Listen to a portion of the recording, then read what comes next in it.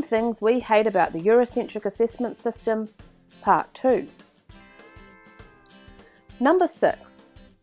If our system continues to develop Western epistemologies over Māori, we will marginalise and assimilate our Māori students.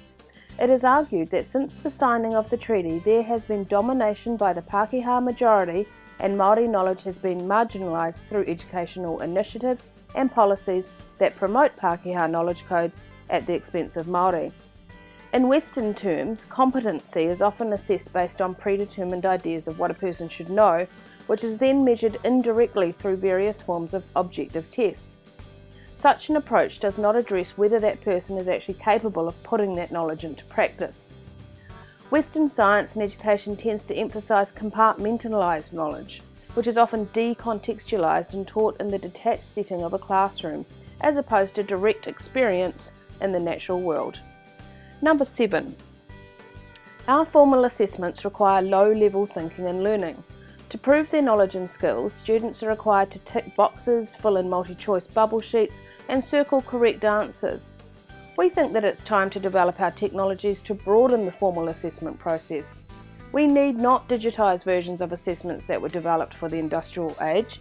We need flexible, personalised, strength-based assessment systems that require our students to think and take risks, as opposed to being right or wrong and being compared with others. Number 8. The New Zealand curriculum is a fantastic document that continually gets undermined by our national standards. We are in danger of developing a generation of teachers who look only to the standards rather than the curriculum. The national standards have narrowed our curriculum, and this can be seen especially in literacy. The English curriculum seeks to develop listening, viewing, reading, speaking, presenting, and writing. The national standards, however, look only at reading and writing.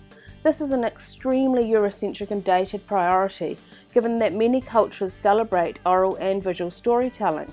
Further, with our increasing gains in visual technologies, it is argued that the rising language of the 21st century is visual.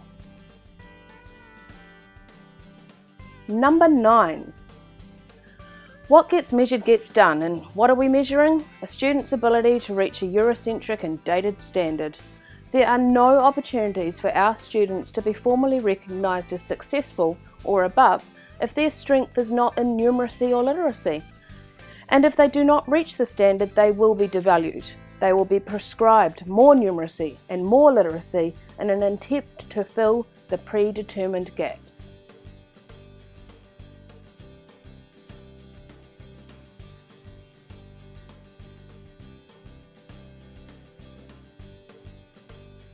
Number 10.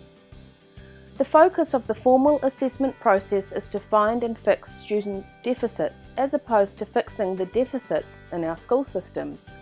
We need to be finding and nurturing our students' strengths. Those students who are deemed below standards are vulnerable to excessive doses of remedial literacy and numeracy for their entire primary school career.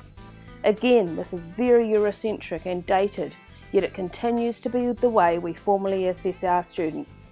It is time to use our technology for good and develop smart and intuitive assessment tools that are so personalised they enable us to find and grow our students' areas of strength.